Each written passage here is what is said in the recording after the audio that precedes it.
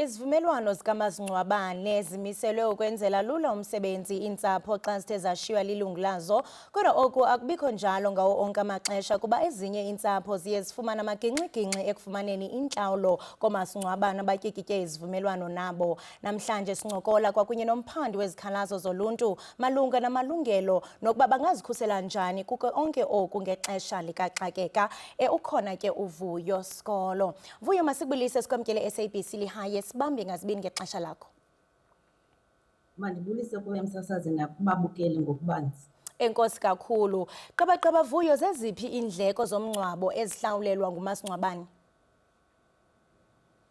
Iindleko zomngcwabo ezithi zihlawulelwe yilaa nto kuthiwa yi-funeral policy. Ipolisi leyo ke yile ithi ikhavarishe iindleko zesingcwabo.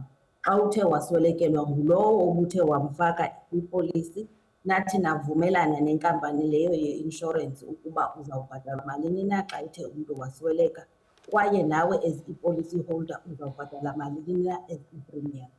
Mhlawumbe ngawaphi kanye amasolotye contract ekufuneka abathengi banike ingqwalasela kuwo xa bengenawo okanye xa bengena kwizivumelwano zikamasingcwabane? Umthengi funeka aqiniseke ukuthi xa efaka umntu kwipolisi unabo ubudlelwane, laa nto sithi yi-insurance interest, ngoba awukwazi ukuthi ufake umntu ongenabo ubudlelwane.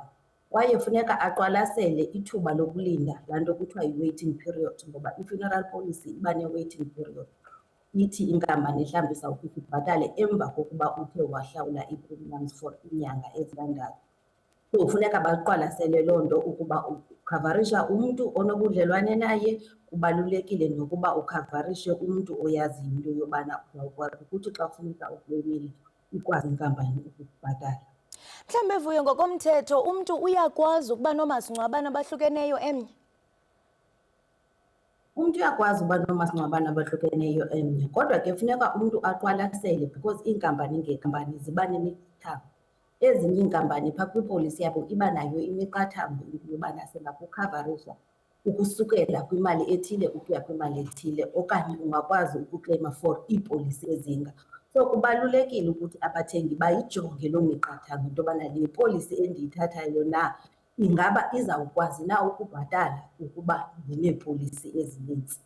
Njengoko usisho into yokubana abathengi funeke baqwalasele imiqathango ekwi-contract, mhlawumbe ziimeko ezitheni ezinokufanele sibone umasingcwabane engenokwazi ukhupha isixamali, kwaye engawaphi amanyathelo ekufuneka athethwe okanye athethwe ngumthengi xa kungathi gqi ezo ngxaki?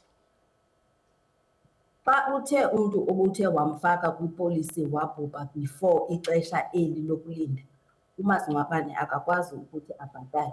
Naxa uthe wabhalisa umntu ongenabo ubudlelwane naye, iye ke ingakwazi ukuthi ibhatale. Xa ithe ke yangabhatali inkampani leyo ye-inshorensi, umthengi funeka aqale kuyo inkampani leyo ave izizathu ezibangela ukuba bangabhatali. Ukuba ke abakwazi ukuthi basombulule lowo ngxubakaxaka, angathi azise kuthi ke as i-National Financial Ombudsman ukuthi simphandele sibone ukuthi ingaba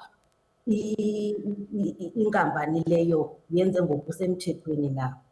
Vuyo, uthi inkampani ingakwazi into yokubana ichaze izizathu. Mhlawumbe zeziphi izizathu ezixhaphakileyo ezibangela ukuba imbuyekezo abathengi bangayifumani, kuba sike sibabona abanye bekhalaza kumakhasi onxibelelwano?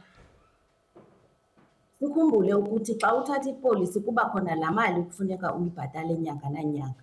Funeka uqiniseke ke ukuba laa mali uyayibhatala nyanga nanyanga, laa nto kuthiwa zii-premiums, ngoba uba uthe awazibhatala iyakwazi ukuba ipolisi ilapse, ibangele loo nto xa kufika ixesha lokuba ubhatalwe ungabhatalwa.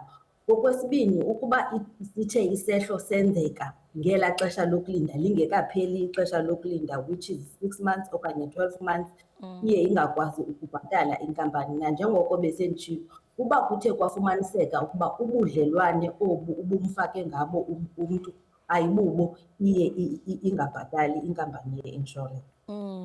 Vuyo, utshilo into yokubana into engundoqo kukuba abathengi mabaqwalasele ii-contract zabo. Mhlawumbe ungacebisa uthini kubathengi xa bangena kwizivumelwano zoomasingcwabane? Abathengi xana bengena kwisivumelano somasingcwabane mabangajongi only laa nto yobana umntu uzawuhlawulwa malini na. Mabaqiniseke ukuba lo mntu umthengisela ipolisi ungumntu onelayisensi ngokwakwi-FSCA, ubhalisiwe, ngoba zininzi iinkampani ezanto sithi fly by night scams.